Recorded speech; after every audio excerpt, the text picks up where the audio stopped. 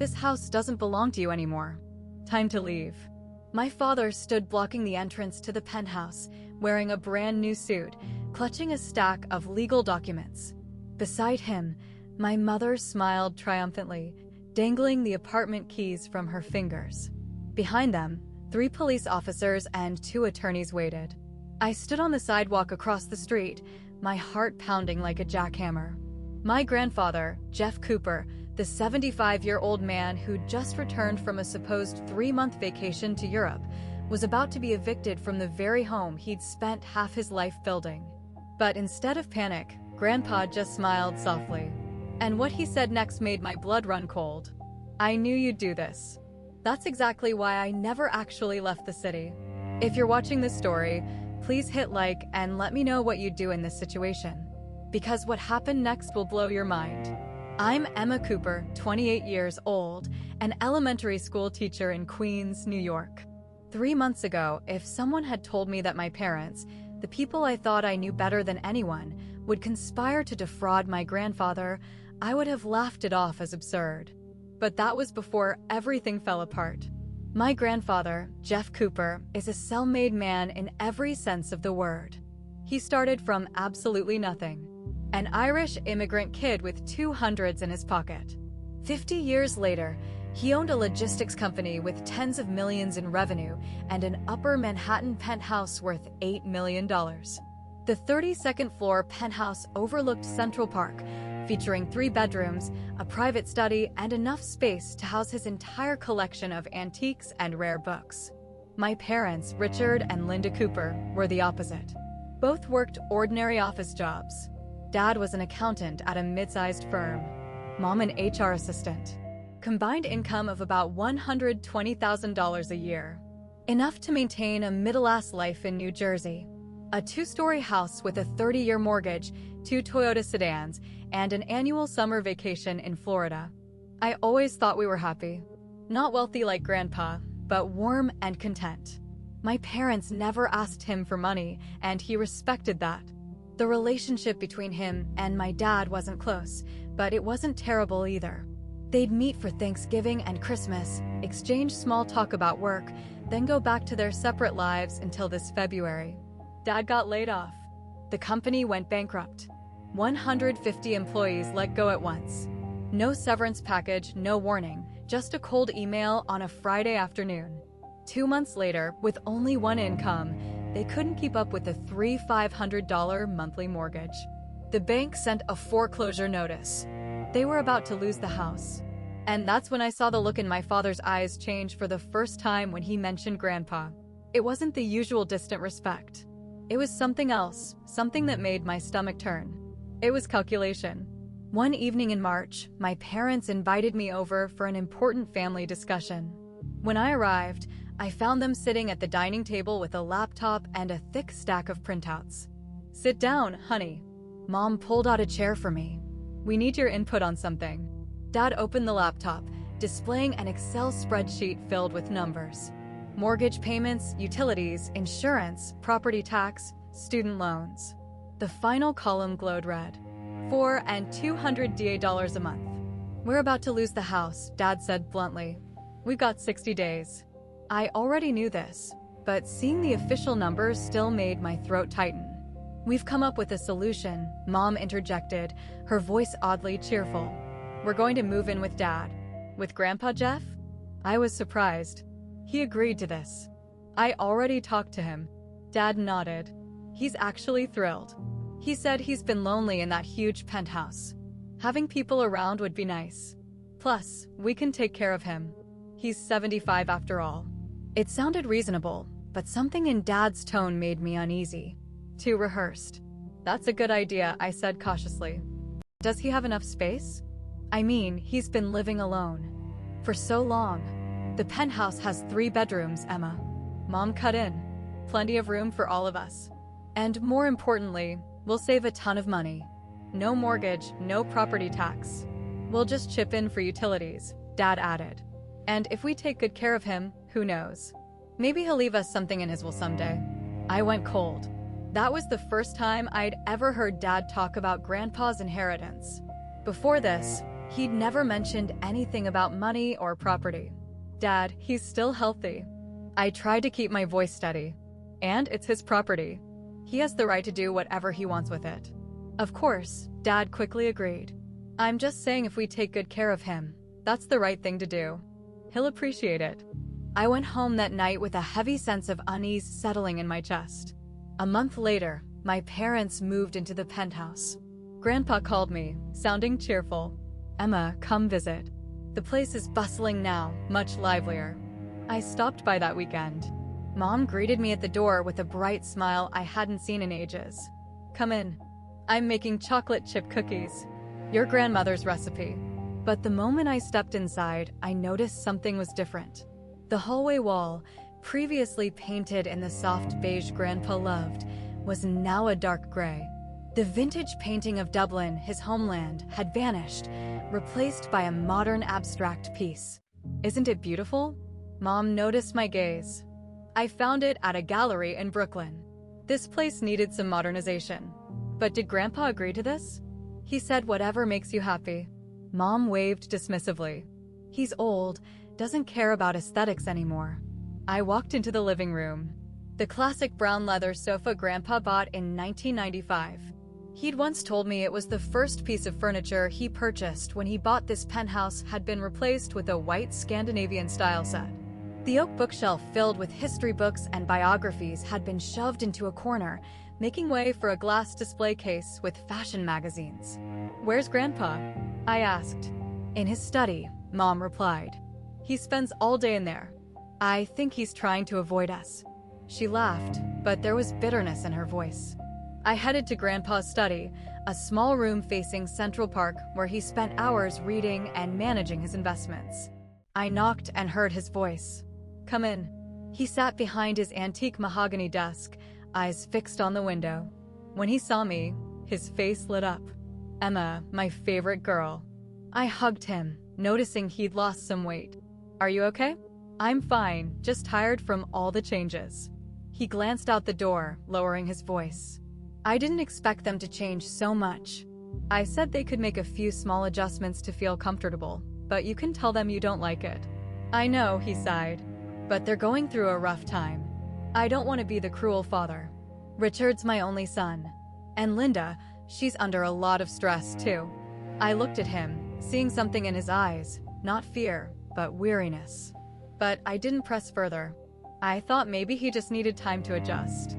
2 weeks later, Grandpa called me at 11 p.m. Emma, can you come over? Are you okay? I worried. I'm fine, but I need to talk to you privately. I arrived at the penthouse at 11:30 p.m. My parents were asleep. Grandpa opened the door in his pajamas, his expression grave. In his study, he pointed to his desk. I keep important documents in this drawer. He opened it. Copies of my will and trust documents. I always keep this drawer locked. Yes, today I discovered the lock had been picked. Someone opened this drawer. My heart skipped a beat. Are you sure? Absolutely sure. I have an old habit from my business days. I place a tiny thread at the corner of the drawer. The thread was moved and the documents have fingerprints that aren't mine. Have you asked my parents? Not yet. I want to be certain first. But Emma, he looked at me, pain in his eyes. I'm afraid my son is planning something. What do you think Dad's trying to do? I don't know, but I've noticed Richard asking about my estate planning multiple times. Questions about how I own the penthouse, whether anyone's name is on the title, how my will is structured. Very specific questions. I sat down, my head spinning. What do you want me to do? I'm not sure yet, but I need you to help me observe, visit more often, pay attention to what they're doing. Over the next 2 weeks, I visited more frequently, and I started noticing strange things. Once I overheard Dad on the phone in his room whispering, right, I need to know the process for transferring title. What if the owner is elderly, maybe senile? Does that require a court order? Another time, I caught Mom scanning documents in Grandpa's study when he'd gone grocery shopping. When I asked, she said, your grandfather asked me to organize his documents. But when I asked Grandpa, he said, I didn't ask anyone. I always organize my own documents. The most frightening moment came one afternoon. I accidentally saw a handwritten note on the kitchen counter. Contact real estate attorney. Power of attorney, dementia clause, forged signature, risk level, timeline, 3 months. I photographed it and sent it to Grandpa. That evening, he called me back. Emma, I need you to do something. Don't tell your parents. I'm going away for a while. A week later, Grandpa made an announcement at dinner. I'm going to visit my brother in Ireland. Patrick's been inviting me for years. I think it's time. I need a break after these stressful months dealing with old age ailments. My parents exchanged a quick glance. Too quick, but I caught it. How long will you be gone? Dad asked, trying to sound casual.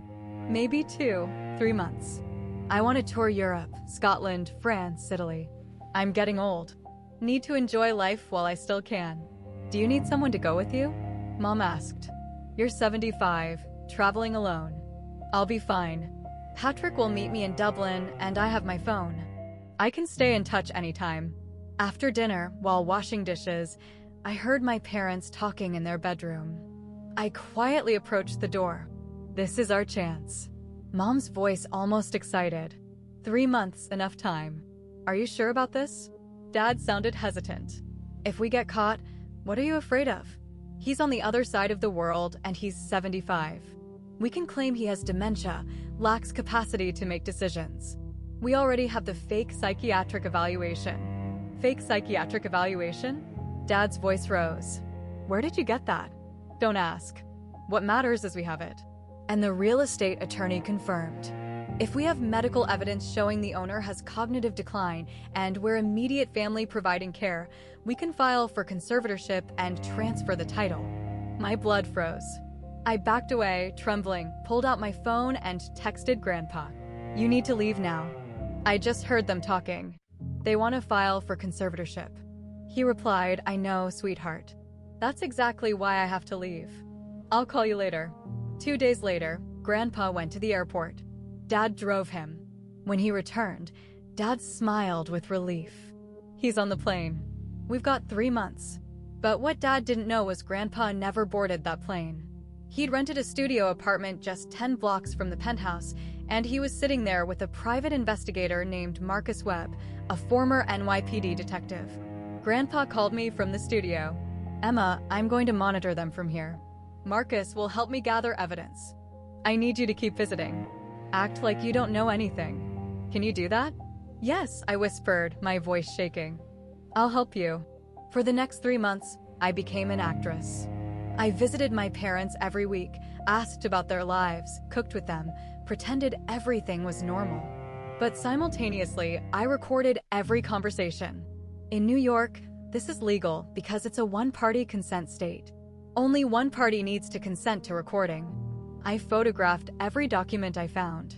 I documented every detail. Meanwhile, Grandpa and Marcus worked tirelessly. Marcus surveilled my parents. He documented everywhere they went, everyone they met. Dad met with a real estate attorney named David Klein at a Midtown office. Marcus contacted Klein's receptionist, paid $500 to view the appointment log. Dad had scheduled 3 appointments titled Emergency Property Transfer Elderly Parent. Mom met with a man at an East Village coffee shop 3 times. Marcus followed this man. Turned out he was a document specialist, a polite term for someone who forges documents. Marcus contacted him, posed as a client, and recorded a conversation where he admitted he'd helped Mrs. Cooper with some documents. My parents visited a notary public twice. Marcus went to see this notary, a woman named Cheryl Kim, and told her straight up that police might investigate. Mrs. Kim, frightened, confessed that my parents had asked her to notarize a deed transfer, but they'd forged Grandpa's signature themselves. She said she'd been suspicious, but they paid her $2,000 cash to not ask questions. Marcus convinced Mrs. Kim to agree to testify later. Marcus also contacted my parents' former colleagues.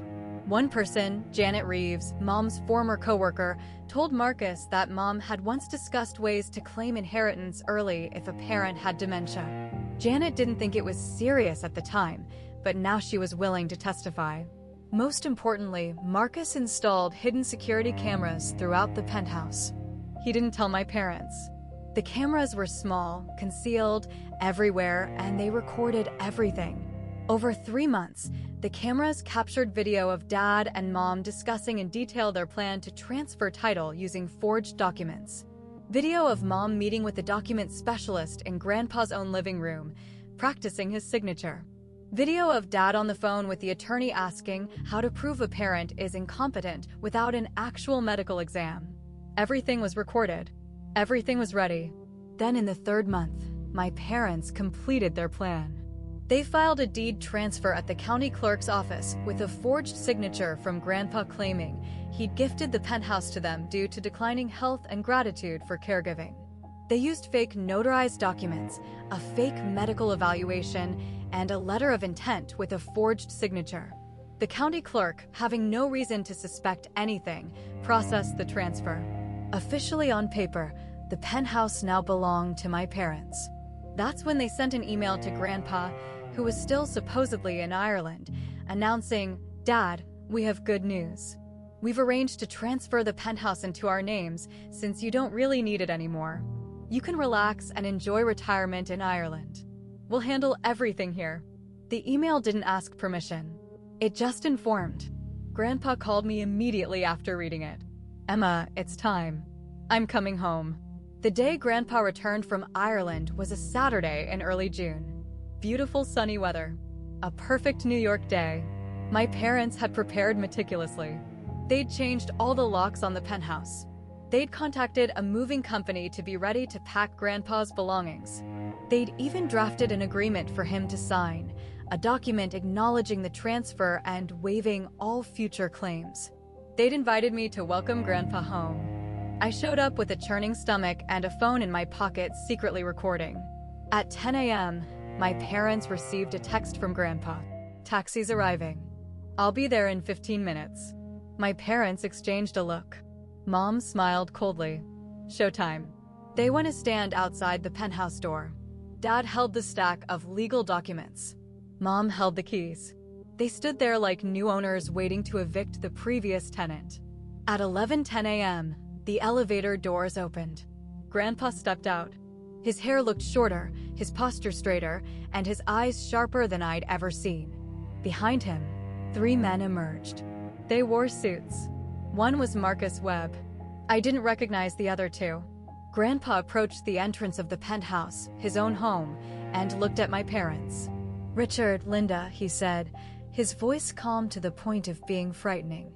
"May I enter my own home?" Dad stepped forward, shoulders squared. "This isn't your home anymore, Dad. This penthouse now belongs to Linda and me. Look at these documents." He held out a stack of papers. "The deed transfer has been filed and recorded at the county clerk. Legal and proper. You signed this transfer before you left for Ireland." "I signed it?" Grandpa asked, voice still calm. "Yes, you did. That's your signature." Mom pointed to the signature line on the document. Grandpa looked at the document for a long moment. Then he smiled, a cold, sad smile. "I will. So you think you've succeeded?" "We have succeeded," Dad said flatly.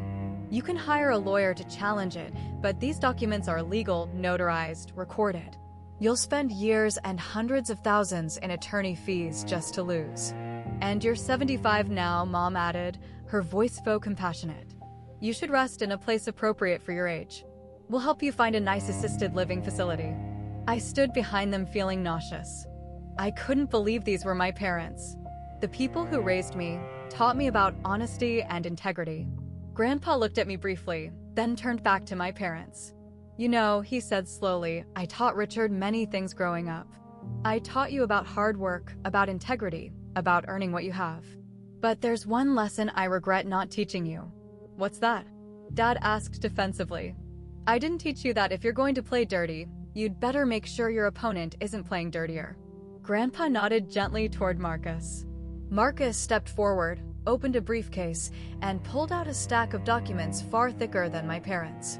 "Mr. Richard Cooper and Mrs. Linda Cooper," Marcus said, his voice professional and cold. "I'm Marcus Webb, a private investigator hired by Mr. Jeff Cooper. I'm presenting the following evidence of fraud, forgery, and attempted elder abuse." My parents' faces went pale. Marcus began listing. Evidence 1. Video surveillance from inside this penthouse recorded over the past 3 months. He held up a USB drive. These videos show both of you discussing plans to forge Mr. Cooper's signature, contacting someone to create fake documents, and practicing forging his signature. Evidence 2. Testimony from Mrs. Cheryl Kim, notary public, admitting she accepted a $2,000 bribe to notarize documents with a forged signature. Evidence 3. Testimony from Mr. Tony Diaz, document specialist, admitting he created a fake medical evaluation and fake letter of intent for both of you for $5,000. Evidence 4. Bank records showing you withdrew $7,000 cash in 3 separate transactions matching the amounts paid to the notary and document specialist. Evidence 5. Recorded conversations between Richard Cooper and real estate attorney David Clean discussing how to transfer an elderly parent's property without consent. Evidence 6. Testimony from Janet Reeves, Mrs. Cooper's former colleague, who will testify that Mrs. Cooper discussed ways to claim inheritance early if a parent has dementia. With each item Marcus listed, my parents grew paler. Mom started trembling. Dad became rigid, jaw clenched. Both of you have violated multiple New York state laws, Marcus continued, including forgery in the 2nd degree, a Class D felony, criminal impersonation, a Class A misdemeanor, attempted grand larceny, property valued over $8 million, which constitutes grand larceny in the 1st degree, a Class B felony, and elder abuse under New York social services law. Right then, the elevator opened again. 2 uniformed police officers stepped out, followed by a woman in a suit. NYPD. One officer said, "Mr. Cooper has filed a criminal complaint. We have a warrant to arrest Mr. Richard Cooper and Mrs. Linda Cooper." Dad, for the first time, looked panicked. "Wait, this is a misunderstanding. Dad, I'm your son." "You can't." "You're my son," Grandpa said, his voice breaking for the first time. "That's why this hurts so much. I gave you everything. I taught you everything and you repaid me by trying to steal everything I built. Then throw me into a nursing home like garbage. Dad, you don't understand." Mom started crying. "We were desperate. We lost our house. We had no options. You had options," Grandpa said firmly. "You could have asked for help properly. Honestly, I would have helped. I always help family. But you chose to steal. You chose to forge documents. You chose to discard me like I was worthless." The officer stepped up. "Mr. and Mrs. Cooper, you have the right to remain silent. Anything you say can and will be used against you in a court of law. You have the right to an attorney." Miranda rights were read. Handcuffs came out. And in the hallway of a luxury Manhattan building on a beautiful Saturday morning, my parents were arrested. Neighbors emerged from their apartments watching. The doorman stared speechless. Everyone was witnessing this. As Dad was being led away by police, he turned to look at me for the first time. His eyes were full of accusation. "You knew about this, didn't you, Emma? You helped him." I swallowed, tears streaming down my face. "Yes. What kind of daughter are you?" Dad shouted. "You betrayed your own parents." "No," I said, my voice shaking but firm. "I protected my grandfather, the person I truly love. You and Mom, you're the ones who betrayed everyone. Betrayed him, betrayed the principles you taught me." Dad said nothing more. They were led into the elevator. The doors closed. Silence. Grandpa stood there staring at the closed doors, his shoulders sagging. I went to him, placed my hand on his shoulder. "Are you okay?" He didn't say anything for a long moment, then very quietly, "No, but I will be."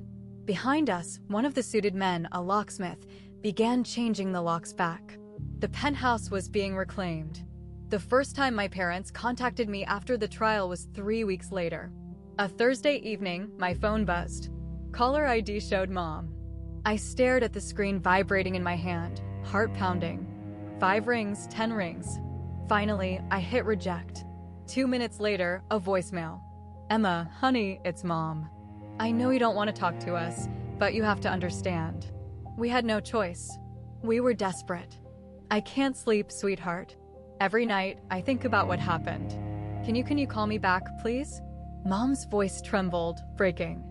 I could hear her crying. And part of me, the daughter who'd lived with her for 28 years, wanted to call back, wanted to hear her explanation, wanted to believe there was some acceptable reason. But I didn't call. I deleted the voicemail and blocked the number. The second attempt came via email. A long email from Dad sent at 2 a.m. Emma, I know you're angry at us. I understand. But I need you to know the truth. We're not the villains everyone thinks we are. We're just ordinary people pushed into a desperate situation. Do you know what it feels like to lose everything? To watch your bank account hit zero? To see the foreclosure notice? To know you're about to be homeless? Your mother cried every night. I couldn't sleep thinking about how I'd failed our family. I'm 52, Emma. Who's going to hire a 50-year-old accountant in this market? And your grandfather, Jeff, he has $8 million in assets. He lives alone in that penthouse, doesn't need it, while his own family, his son and granddaughter are struggling. Is that fair? I'm not saying what I did was right. I know I was wrong. But I want you to understand I didn't do it out of greed. I did it for survival, for family, for you. Jeff has plenty of money. He'll be fine. But us, we've lost everything. We're living in a small Bronx apartment now, barely making rent. Your mother works 2 jobs. I'm delivering food for DoorDash. At 52, can you forgive us?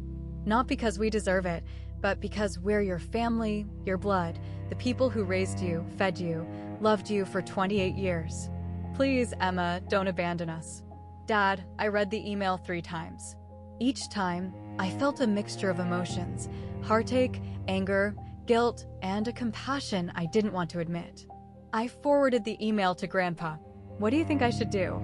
I think you should do what feels right for you. If you want to respond to the email, respond. If you want to meet with them, meet them. But protect yourself. Set boundaries and never feel guilty about them facing the consequences of choices they made. That night, I replied to Dad's email. Dad, I read your email.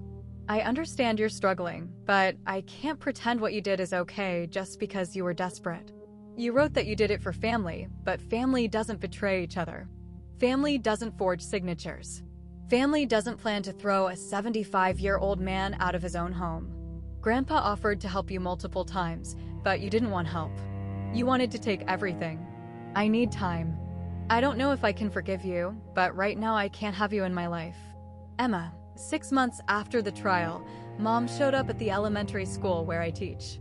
I was leaving my classroom at 4 p.m. when I saw her standing in the hallway. She'd lost a lot of weight. Her hair had grayed significantly. Her clothes, an old sweater and faded jeans, looked worn out. But the most striking thing was her eyes, exhausted, pained, and maybe regretful. Emma, she said, her voice trembling. Can you give me 5 minutes? I looked around. A few colleagues were observing. I didn't want a scene here. 10 minutes, I said. Cafeteria. We sat in a far corner of the empty school cafeteria. Mom sat across from me, hands clasped on the table, unable to look at me. I'm sorry, she began. I know sorry isn't enough, but I need you to know I regret everything, every decision, every action. If I could go back and undo it, I would. I need time, I finally said. Maybe someday I can forgive, but not today, not soon. Mom nodded, wiping tears. I understand. I'll wait. However long it takes. She stood to leave, then turned back. Is Jeff okay? I was surprised by the question. He's fine. Can you tell him I'm sorry? I know he doesn't want to hear from me directly, but I need him to know. That evening when I told Grandpa about the meeting, he was silent for a long time. Linda apologized. He finally said, yes. Do you think she's genuine? I think so, but I'm not sure if it changes anything. Grandpa nodded, looking out the window. Forgiveness is a process, Emma. I'm not ready. Maybe I'll never be ready. And that's okay. I don't owe them forgiveness just because they apologized. So, what will you do? I'll continue living my life with people who truly care about me, like you. And I'll let Richard and Linda face the consequences of their choices, not with hatred, but with boundaries. And that, I thought, was true wisdom, knowing when to forgive and when to simply move on. 2 months after the trial, Grandpa moved back into the penthouse. He hired a team to restore everything, repainted the walls beige, bought back an identical brown leather sofa, rehung the Dublin painting. The place now looked exactly like it did 3 years ago, as if nothing had happened. But Grandpa had changed. I could see it. He smiled less. He had moments where he'd stare out the window, lost in thought. And I knew he was thinking about Richard, his son. We sat in silence, sunset light streaming through the windows, creating a golden glow in the room. "Emma," he finally said, "I've updated my will." "You don't need to tell me about that." "I do. I want you to know. When I'm gone, this penthouse and the majority of my estate will go to you. I'm leaving a small trust fund for Richard. Enough so he won't be desperate, but not enough to waste. I think that's the best way." Tears filled my eyes. "Grandpa, you stood by me when everyone else failed me. You're my real family, and I want to make sure you're taken care of." I hugged him, feeling his small frame in my arms. He's 75 years old, but to me, he's still the strongest man I know. "Thank you for trusting me. Thank you for being worthy of that trust." We sat there for a long while in silence, in a peace we'd fought hard to achieve. Now, years later, I still visit Grandpa every week.